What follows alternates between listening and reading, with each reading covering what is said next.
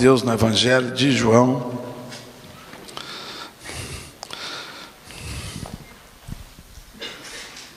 no capítulo de número 9, estaremos lendo alguns versos da palavra de Deus. João capítulo 9, a partir do verso 1.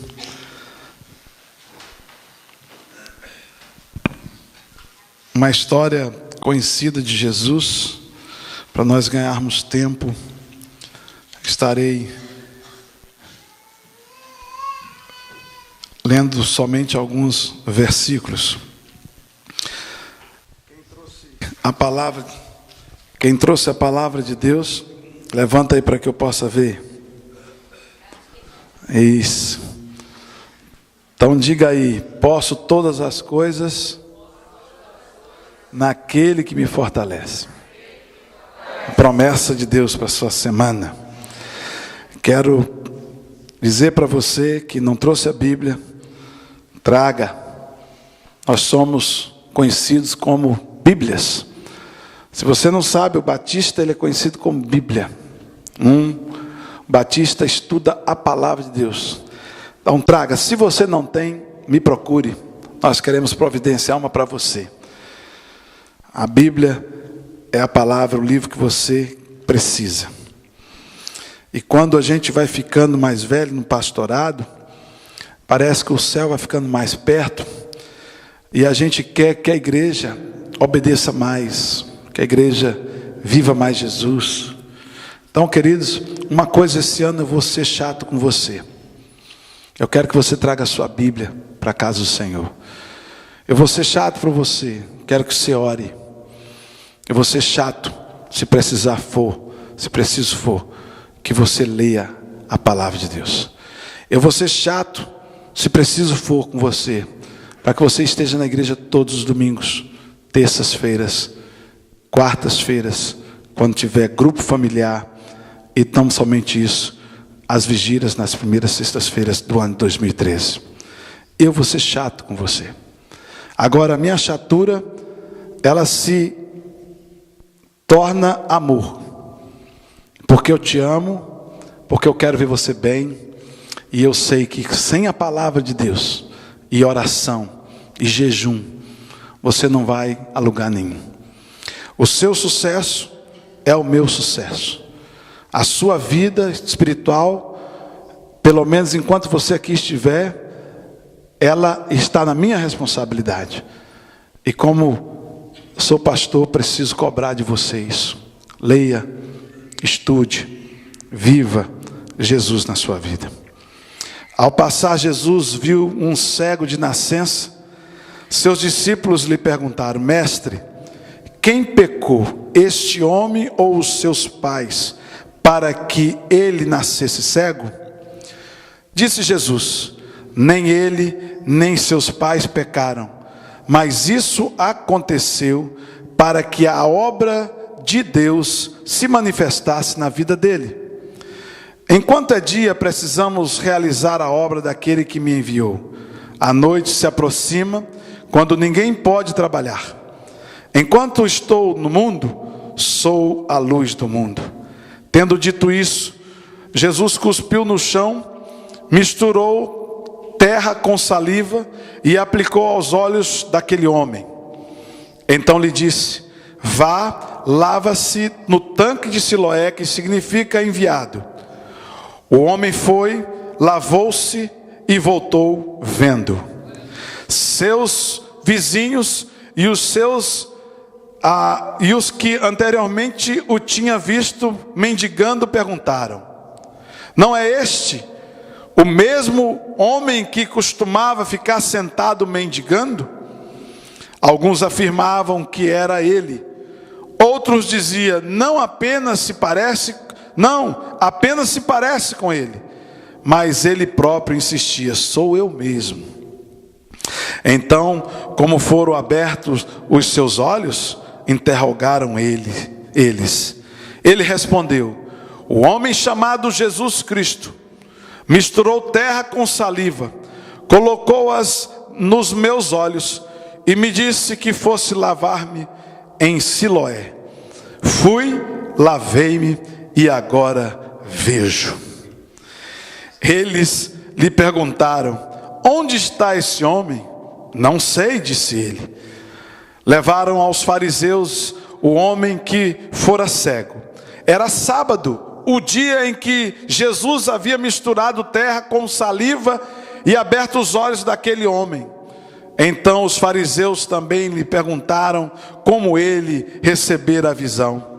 O homem respondeu: ele colocou a mistura de terra e de saliva em meus olhos e eu me lavei e agora vejo. Alguns fariseus disseram: esse homem não é de Deus, pois não guarda o sábado. Mas outros perguntavam: como pode um pecador fazer tais sinais miraculosos? Houve uma divisão entre eles. Tornaram, pois, a perguntar ao cego: que diz você a respeito dele? Foram os seus olhos que ele abriu? O homem respondeu: ele é um profeta. Os judeus não acreditaram que ele fora cego e havia sido curado enquanto não mandaram buscar os seus pais. Então perguntaram: é este o seu filho, o qual vocês dizem ter nascido cego? Como ele pode ver agora? Responderam os pais: sabemos que ele é o nosso filho e que nasceu cego, mas não sabemos como ele pode ver agora ou quem lhe abriu os olhos. Pergunte a ele, idade ele tem, falará por si mesmo. Seus pais disseram isso porque tinham medo dos religiosos judeus, pois estes já haviam decidido que, se alguém confessasse Jesus Cristo, que era Cristo, seria expulso da sinagoga. Foi por isso que os seus pais disseram: idade ele tem, perguntem a ele. Pela segunda vez chamaram o homem que fora cego e lhe disseram: para a glória de Deus, diga a verdade. Eles apelaram aqui: sabemos que esse homem é pecador. Ele respondeu: não sei se ele é pecador ou não, mas uma coisa eu sei: eu era cego e agora posso ver. Feche os teus olhos. Pai, que texto tremendo, que palavra tremenda, Senhor, que confissão tremenda, Senhor. Eu também era cego e agora eu vejo. Meus irmãos eram cegos e agora estão vendo, por causa de Ti, Jesus. Espírito Santo de Deus, nessa noite, usa-me com toda humildade para falar aos corações daqueles que vieram aqui nessa noite. Que essa palavra venha cair, ó Deus, no coração, como Tu queres, como foi o Teu propósito, e que venhamos todos aqui essa noite sairmos diferente das formas que nós entramos aqui, Pai. Eu te peço, ó Deus, que o Senhor guie todas as palavras que foram ditas e que a gente possa aprender uma verdade aqui. Em nome de Jesus Cristo. Amém. No ano de 2013 nós iniciamos falando sobre o impossível de Deus. E queremos buscar o impossível de Deus na nossa vida. Estamos correndo atrás desse impossível. Queremos que esse impossível aconteça na vida da família, da igreja. Queremos que aconteça na sua vida. Nós temos falado isso desde o começo do ano. E se você não pegou as mensagens, pegue as mensagens. Se não está lá, cobre isso de nós. Mas você precisa saber do que Deus está falando ao nosso coração. No mês de fevereiro, Deus colocou algo no meu coração, porque se nós queremos o impossível com Deus, nós precisamos saber quais são os inimigos do impossível. E nós, queridos, falamos aqui, relacionamos para vocês alguns desses inimigos que talvez você que está nos visitando pela primeira vez não conhece, e fique sabendo agora quais são esses inimigos. Nós temos como inimigo da nossa vida, nós, eu e você, quando digo nós, eu digo me incluo também, a rebeldia, a incredulidade, a idolatria, as pessoas. E nós tratamos aqui da rebeldia, citamos nome de pessoas rebeldes e dizemos que só há uma forma de você curar disso, é através do arrependimento. Nós tivemos uma palavra sobre a incredulidade trazida pelo meu colega pastor William, e quando ele disse que a incredulidade também é um inimigo, e ele fez uma comparação entre Jairo e aquela mulher do fluxo de sangue, e não somente isso, fez com os habitantes de Nazaré, da onde Jesus havia nascido. E aquele povo de Nazaré não acreditou no Senhor, e por isso eles não foram e não tiveram acesso ao impossível de Deus. Mas Jairo e tantos outros personagens da Bíblia tiveram esse acesso porque eles acreditaram que Deus pode ainda fazer o impossível. Deus levanta a vida de Jairo, a filha de Jairo, e Deus cura aquela mulher de uma grande enfermidade. Se você hoje está passando por uma grande enfermidade na sua vida, eu quero dizer que você precisa saber de uma coisa: que Deus ainda continua fazendo milagres, que Ele ainda continua agindo. 3 semanas atrás, uma irmã da igreja me pegou ali fora e disse para mim: pastor, eu fui curada de um problema muito sério. Quero dizer para o senhor que eu vou tirar os parafusos que estão no meu pescoço, porque Deus, Ele fez um milagre, Ele criou cartilagem entre os meus ossos. Esse Deus ainda continua fazendo milagres, e Ele vai fazer mais milagres se nós acreditarmos nele e deixar a nossa incredulidade de lado.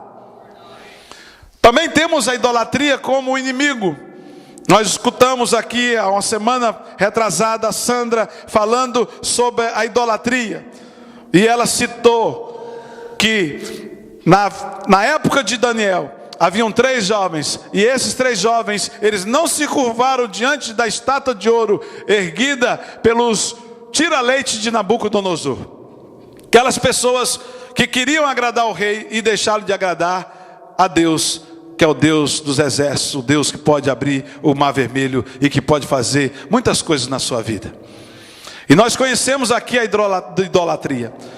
E às vezes nós somos idólatras porque nós não conhecemos o nosso Deus. Mas Sadraque, Mesaque e Abidnego, eles conheciam. E a pergunta que foi feita para você: você conhece esse Deus?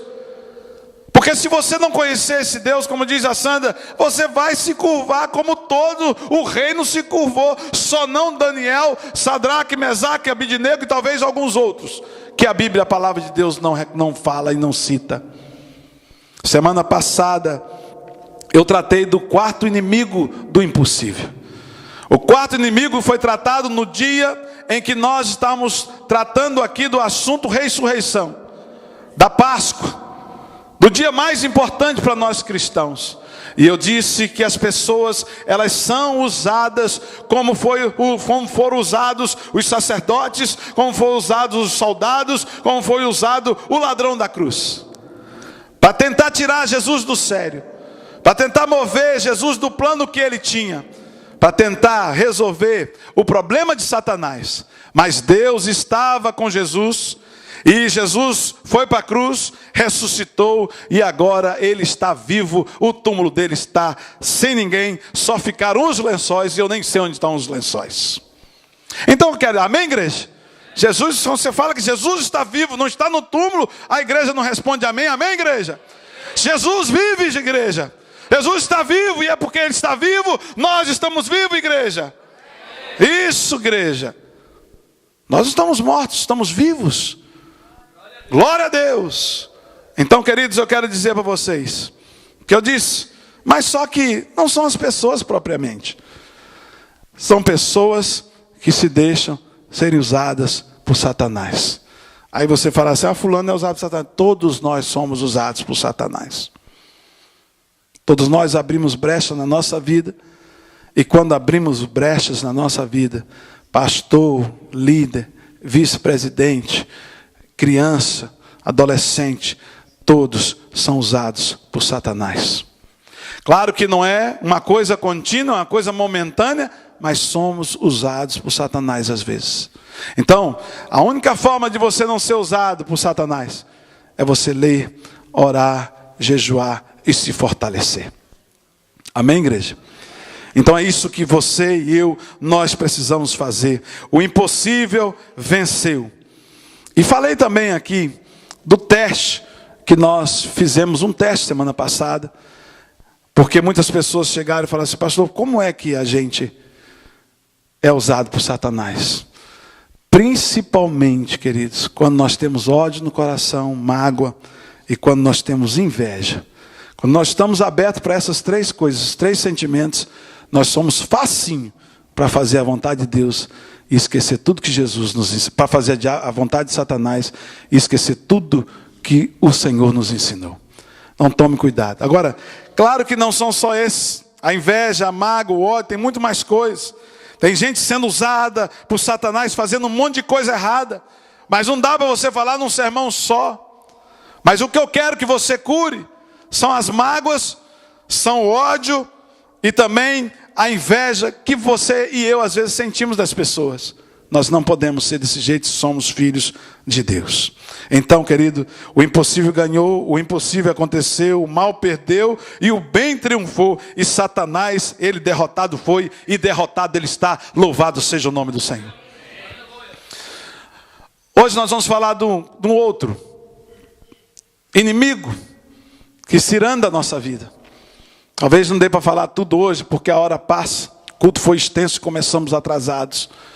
Mas eu quero dizer para você hoje, que o inimigo que vai ser apresentado aqui, ele é parceiro da rebeldia, da idolatria, da incredulidade, e é parceiro das pessoas que se deixam ser usadas por Satanás.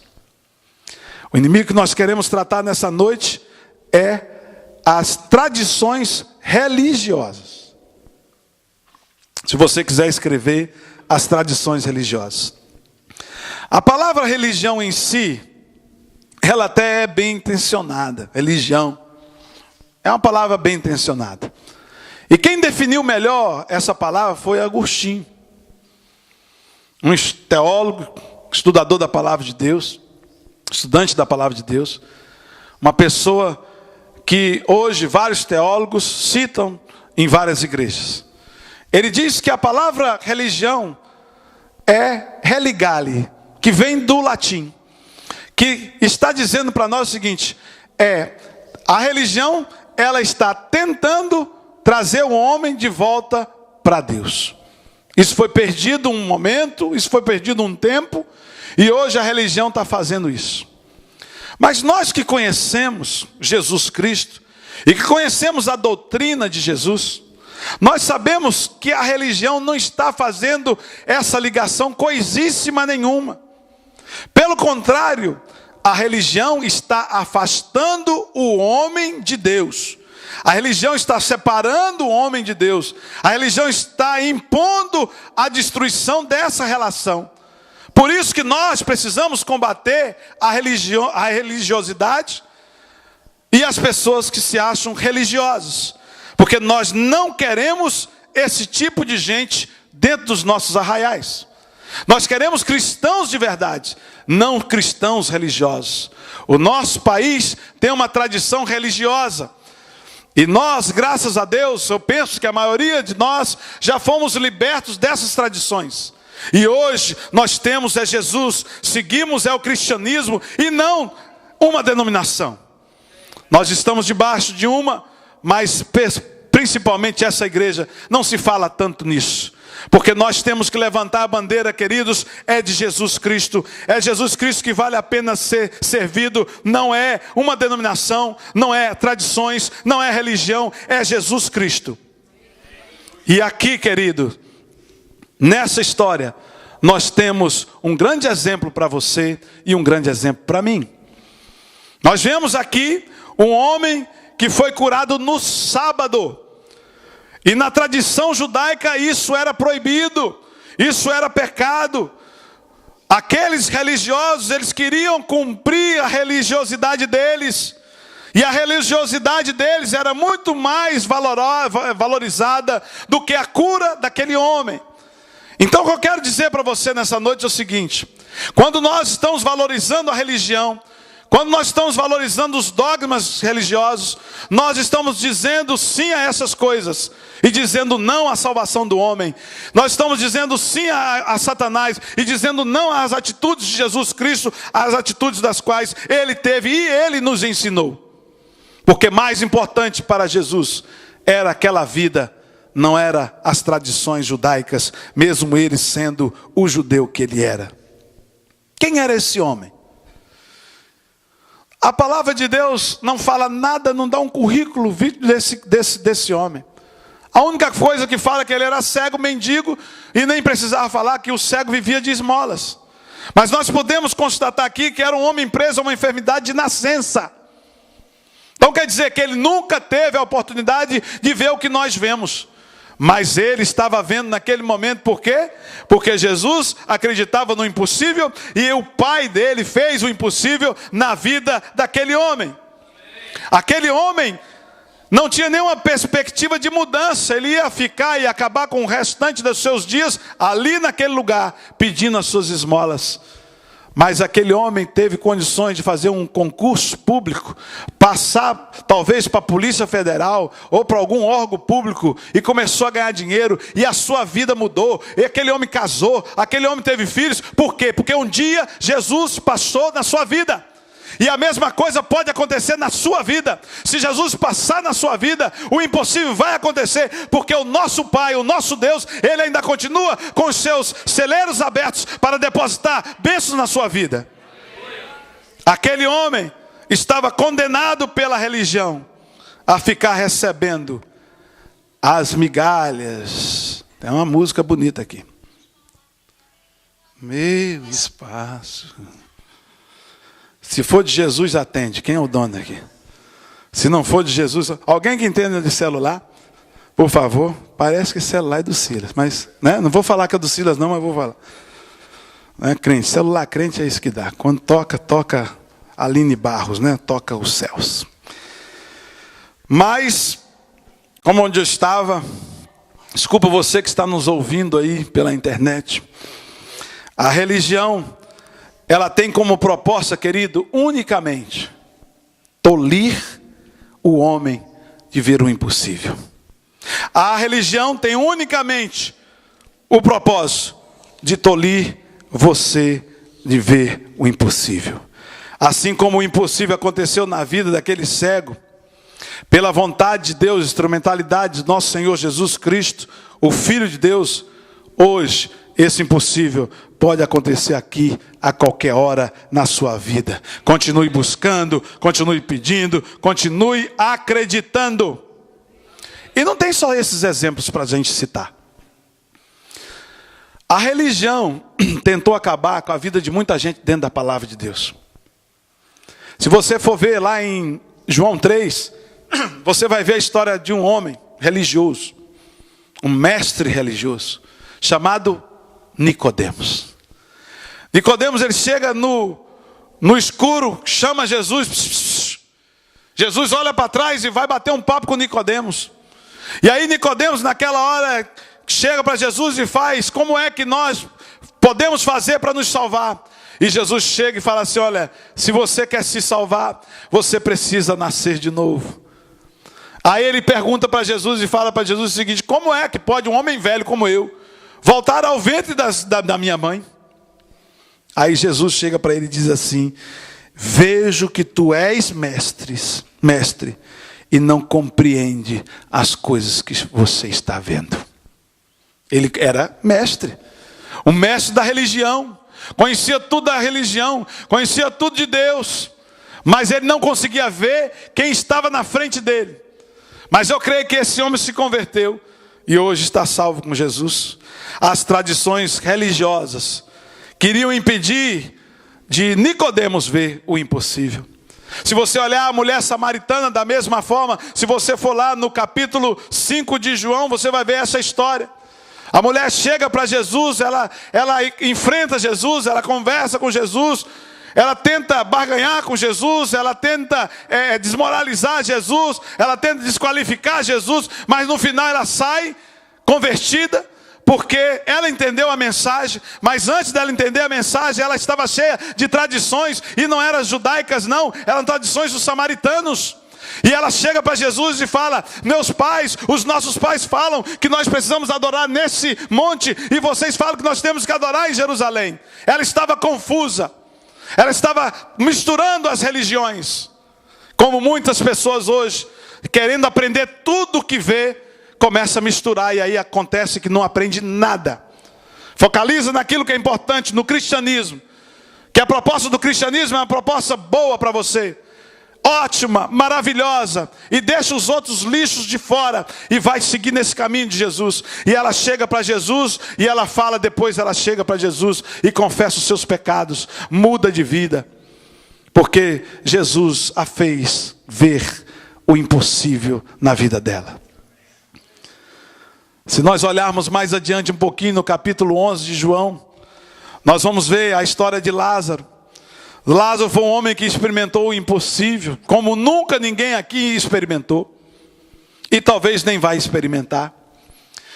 Diz a palavra de Deus que as tradições religiosas estavam impedindo Lázaro de chegar aonde ele chegou. E as tradições religiosas não foram trazidas por Lázaro, mas as tradições religiosas estavam do lado de fora daquele túmulo. As tradições religiosas estavam com seus familiares, com seus amigos. E quando Jesus chega até a casa de Maria e de Marta, ali as tradições religiosas aparecem. Jesus pergunta onde ele está. E Jesus pergunta para Maria e para Marta, fala assim: eu quero ir lá, porque ele dorme. E aí aquelas duas com aquela tradição religiosa na mente, porque o judeu acreditava que por 4 dias ainda poderia ser feita alguma coisa, mas depois de 4 dias já não dava mais tempo para fazer nada. E ela diz: Senhor, já passa de 4 dias e ele já está fedendo. Mas Jesus Cristo chegou a ela e disse: se você crê em mim, Maria e Marta, você vai ver o seu irmão ressuscitar. Aí as tradições religiosas entram de novo no palco da vida de Jesus e daquelas duas irmãs. Eu sei, Senhor, que no final nós vamos ressuscitar. Tradições religiosas. E nós precisamos combatê-las na nossa vida. Mas o que eu quero dizer para você é o seguinte: as tradições religiosas quase impediram Nicodemos, certo? Se não fosse a palavra de Jesus. As tradições religiosas mudaram a vida daquela mulher, porque Jesus estava com aquela mulher. E Lázaro ressurgiu dos mortos, porque Jesus veio derrubar todas as tradições religiosas que estavam com seus amigos e estavam também com seus familiares. Presta atenção numa coisa que eu vou dizer para você. Não deixe, porque mamãe me ensinou assim, que papai segue isso, porque isso é importante para mim, é uma coisa que vem de geração em geração. Se o Espírito Santo tocar no seu coração, do jeito que tocou o meu coração, e mostra o verdadeiro Jesus para você, abre o seu coração para Jesus, aceite esse Jesus, prove desse Jesus, e deixe as tradições religiosas do lado de lado, para que você possa enxergar essa luz maravilhosa, que hoje pode estar brotando no seu coração. Pastor, como que as tradições religiosas hoje, elas podem nos atrapalhar? Quais são essas tradições religiosas que nós podemos aqui hoje mostrar para você? Tem muitas, e nós não temos tempo. Mas eu queria que você me desse pelo menos 10 minutos, 5 para cada uma. Eu vou falar de 2 para você nessa noite. A primeira tradição religiosa que nós temos é guardar o domingo. A gente critica o judeu porque ele guarda o sábado. A gente critica o adventista porque ele guarda o sábado. Mas nós não olhamos que nós também estamos guardando o domingo. Principalmente, querido, você que é um domingueiro de igreja, só vem na igreja domingo, não participa de nada da igreja. Você está com um pé no cristianismo e o outro pé na religiosidade. Pode ficar chateado comigo. Eu não estou aqui para te agradar. Eu estou aqui para te puxar a orelha, para você participar da salvação que eu estou vendendo para você nessa noite. Pode fazer beicinho. Pode sair daqui magoado. Mas você que frequenta a igreja de domingo em domingo somente e não exerce ministério, você é um religioso e Satanás está tampando os teus olhos. E você não está vendo. Você não está vendo. Condenamos os judeus, condenamos os adventistas, condenamos os outros, porque guardam o sábado e nós estamos guardando o domingo. Jesus Cristo, Deus, é para ser adorado todos os dias, não é somente no domingo, onde você pega a sua Bíblia e vem disfarçado de crente para a igreja. Você está indo, querido, por um caminho errado que vai te levar a uma porta larga, onde muitos estão indo, e que vai te levar a um lugar que você não quer e que você não deve estar, porque você tem acesso à palavra de Deus. O caminho é estreito, a porta é estreita, e Jesus está te esperando do outro lado dessa porta. O caminho é largo, a porta é larga e Satanás está te esperando do outro lado. Qual caminho que você vai optar no dia de hoje? Se é o caminho de Jesus, se é o caminho de Satanás. Se você é uma pessoa religiosa, você está nesse caminho. Será que Jesus ainda não provou para você que Ele te ama? Será que Jesus ainda não fez grandes milagres na tua vida para você se entregar para Ele, se render a Ele e dizer: Senhor, eu quero passar o resto da minha vida te servindo? Será que não? Será que Ele precisa fazer mais? Será que Ele precisa fazer alguma coisa para chamar a sua atenção? Te dar um tombo para você de verdade, para você cair, para você chegar e parar de ser um religioso domingueiro? Você precisa mudar, querido. Nós estamos aí a portas do Apocalipse, das coisas, certo? Finais acontecendo, e você está dormindo. E não precisa dormir, porque você está sendo alertado todos os dias. Se você, querido, não tiver tempo de leitura, não tiver tempo de oração com os teus filhos, não tiver tempo de oração com o teu roommate, não tiver tempo de jejuar, certo? O resultado, certo, que você vai colher, é isso que eu estou te falando: religiosidade. Quando ora até o Pai Nosso, reza evangélica, porque não tem intimidade com Deus. Você sabe por que a maioria das pessoas, e por que as pessoas não conseguem orar? É porque a gente só fala com quem tem intimidade. Você sabe por que você às vezes ora e eu às vezes oramos? Certo? Você tem dia que eu oro e minhas orações, elas se somem, eu me perco. É porque eu não li a Bíblia de cedo, porque eu fui logo para as atividades da igreja, esqueci do que eu tenho que fazer em primeiro lugar na minha vida. Isso acontece comigo. E aí você ora, você só pede aquele filho pidão. Você não adora, você não louva esse Deus. Aí o que acontece é que você não tem nada, você se perde, e aí você não tem intimidade com Ele. É isso que acontece, e fica sem intimidade.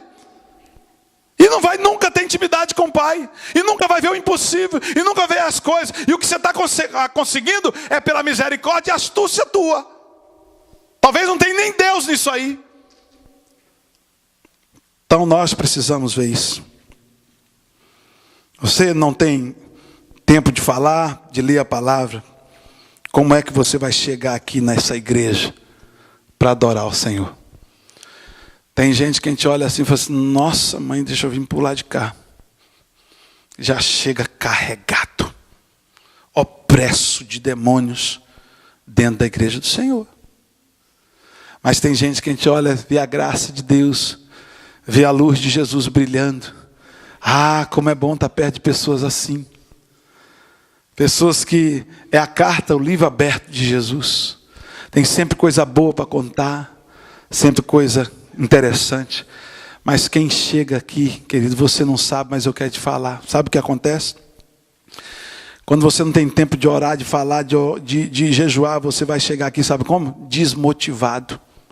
Por um acaso, para vir nessa igreja hoje foi um sacrifício para você? Isso é um sinal de que você tem sido uma pessoa religiosa. Você vai chegar aqui vendo só os erros e defeitos. Nossa, mas o coral cantou um negócio ali, deu uma escorregada. Ah, porque o louvor, poxa vida, o microfone não funcionou, esse cara da mesa aí não está com nada. Ah, porque isso, que aquilo. É só problema. Ah, porque o pastor esqueceu um R, esqueceu um S, esqueceu não sei o quê. Sabe, porque o pastor, sabe, é só ver problema e defeito, porque isso aí é um sinal da tua vida durante a semana. Tu está longe de Deus, aí tu vem para cá descarregar tudo que não presta aqui dentro da igreja. Com a cara de poucos amigos. Você já viu cara de poucos amigos? A pessoa chega aqui, poucos amigos, e vai ficar com poucos, vai perder até os poucos. Porque quem quer ficar perto de uma pessoa assim, que só vê problema? E sai daqui, sabe como? Uma pessoa dessa que não tem relação com o Senhor durante a semana, sai daqui injustiçada por tudo que é falado através da palavra de Deus. Pastor hoje pegou pesado.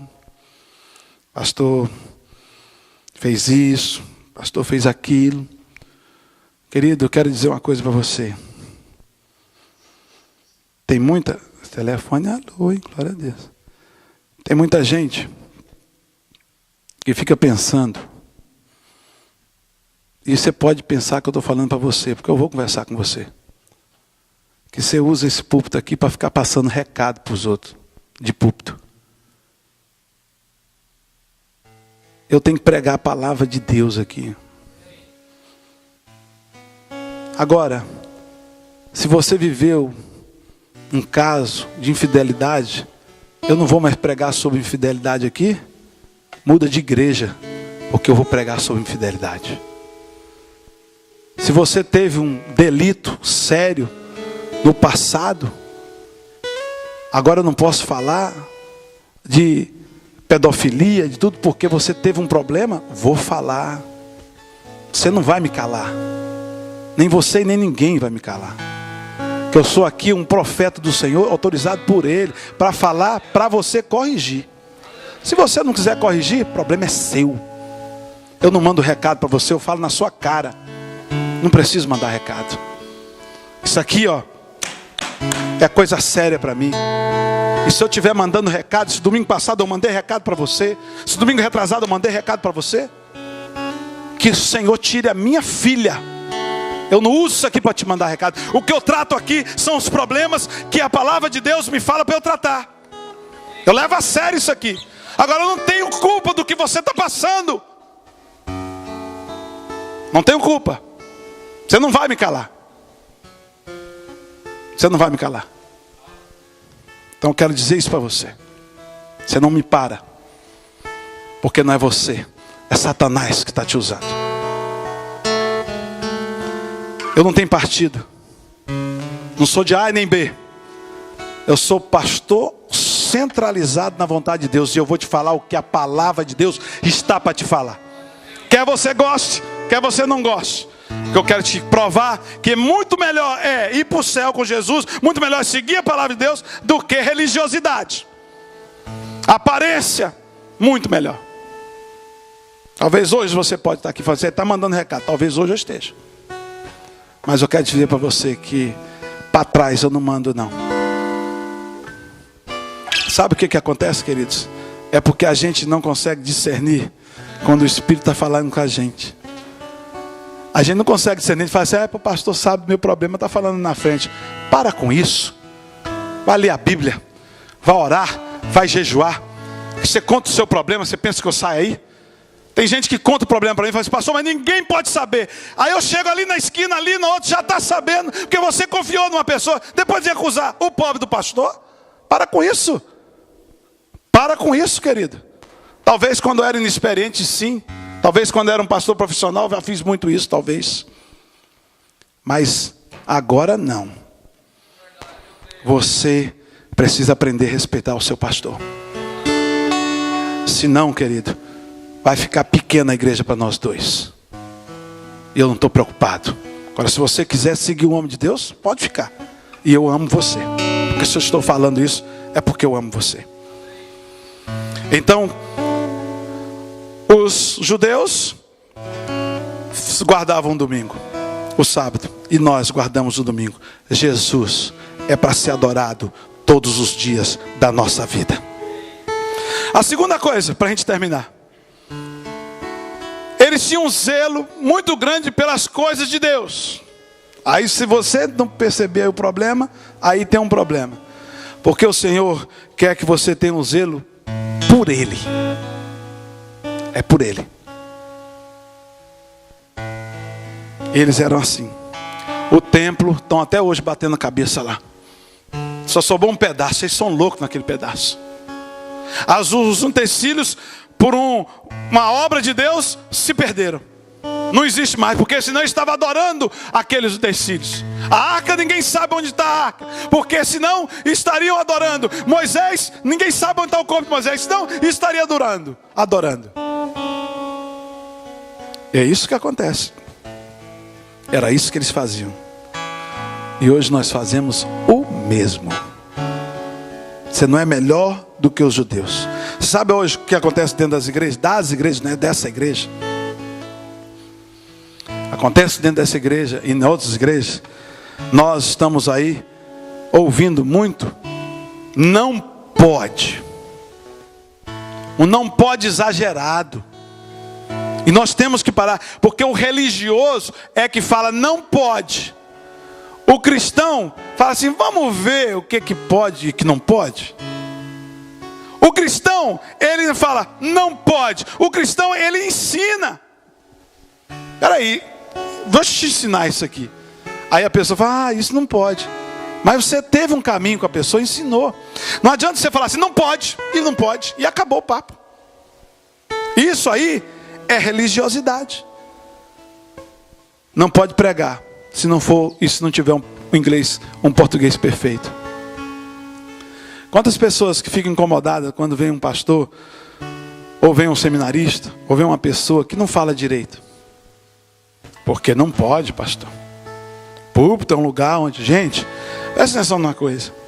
A partir do momento que uma pessoa abre isso aqui e lê a Bíblia para você, você já é edificado com o que está sendo lido. Você não precisa ficar prestando atenção em português de ninguém, não. Que é isso aí, sabe o que é? Religiosidade. Porque não pode cantar. Não pode cantar por quê? Tem algum profissional aqui dentro dessa igreja? Não pode. Queridos, isso aqui tudo tem que ser usado para a glória de Deus, não é para a minha glória, não. Não é para a minha glória. Se você tem um talento como Daniel tem, se você canta como Anak canta, ótimo, maravilhoso, mas não pode. Aí é problema. Por que não pode? Investe. Explica, faz alguma coisa. Não pode participar. Não pode participar disso, não pode participar daquilo, porque isso, porque aquilo, aquilo outro. Isso é religiosidade, querido.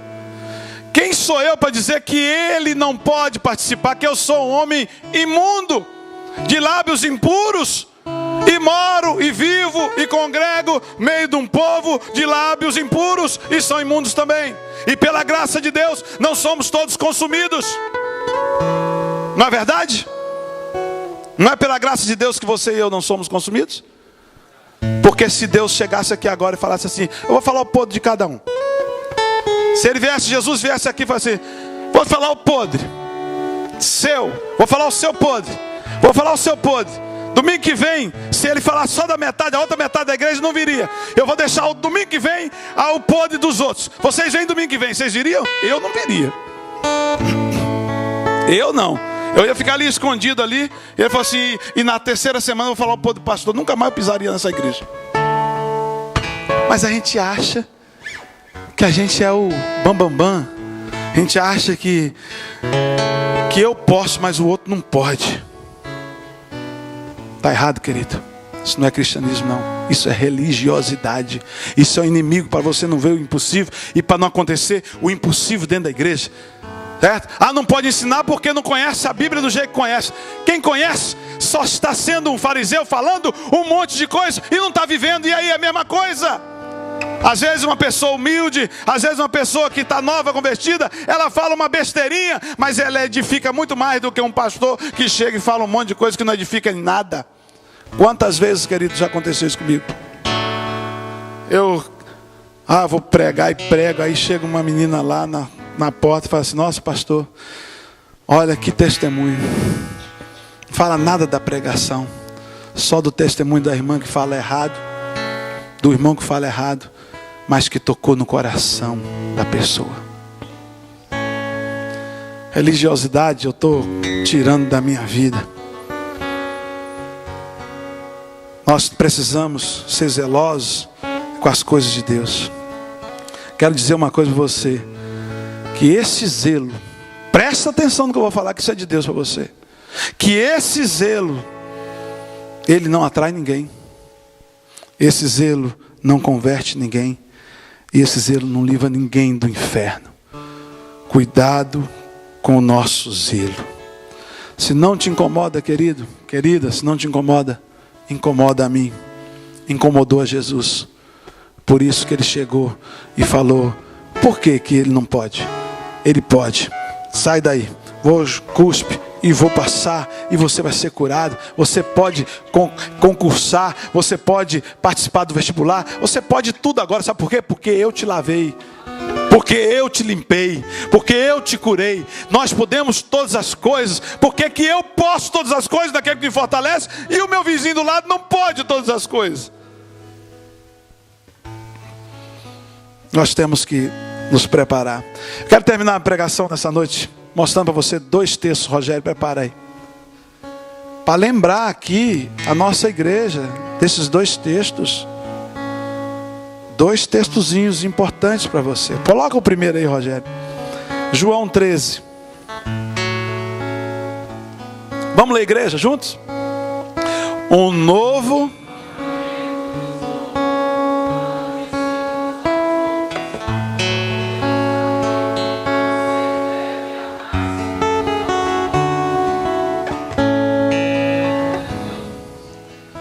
Se Jesus estivesse fazendo aqui, falando aqui, você ia aceitar. Ou talvez você ia ser que nem um desses fariseus que estão aqui. Ia falar assim: pega, mata esse cara, que esse cara está falando bobagem. Mas a palavra de Deus está dizendo para você nessa noite, quer você goste, quer você não goste, ame-se uns aos outros.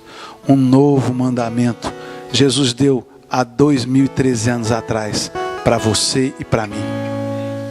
Segundo texto, Marcos 12. Vamos ler junto, igreja? Ame ao Senhor, o seu Deus, de todo o seu coração, de toda a sua alma, de todo o seu entendimento, de todas as suas forças. E o segundo é este: ame o seu próximo como a si mesmo. Não existe mandamento. Vamos para aí, querido. Se você não ama o próximo que está aí, que você vê, como é que você vai amar esse que está aí? Quando você não ama o próximo, você está dizendo que não ama a Deus. É sério isso, querido. Por isso, resolva os seus problemas. Talvez você tenha razão, e eu espero que você tenha razão, mas escute, fale, trate esse assunto, converse, resolva, porque o que vale é o que Jesus fez por nós na cruz. O resto é carne e obra de Satanás. Mais nada, mais nada. Então, querido, eu quero dizer para você, para aqueles homens religiosos, a lei valia, mas para Jesus, quem valia era o cego. Eu espero que a partir de hoje você dê mais valor nessa pessoinha que está do seu lado, que te ama, ou que talvez não te ama, que foi um pé na neca na tua vida. Mas é esse que você tem que amar. Não vamos, queridos, ser obstáculos e impedimentos de pessoas verem o impossível, e não seja o seu próprio obstáculo de ver o impossível. Concluir dizendo o seguinte: você é como eu, não é? Você não quer ver o impossível acontecendo na sua vida? Você quer ver? Fala bem, igreja. Eu quero ver. Vamos falar, eu quero ver. Vai lá. Eu quero ver o impossível acontecendo na minha vida. Você quer isso mesmo? Então tá bom. Então, o impossível só vai acontecer se você tirar daí esses inimigos: rebeldia, incredulidade, idolatria, pessoas e tradições religiosas. Vamos ficar de pé. 8h50. Eu quero só que você feche seus olhos. Pai, perdoa-nos nessa noite. Eu principalmente preciso de Ti. Não tenho sido o cristão que o Senhor quer que eu seja. Perdoa os meus pecados. Limpa minha mente de coisas ruins. Segura minha língua. Senhor, tira todo plano, maquinação do mal do meu coração. Limpa, Deus, todo o lixo que está aqui dentro de mim. E me dê a minha vitória, o meu impossível. Pai, faça a mesma coisa para todos que aqui estão.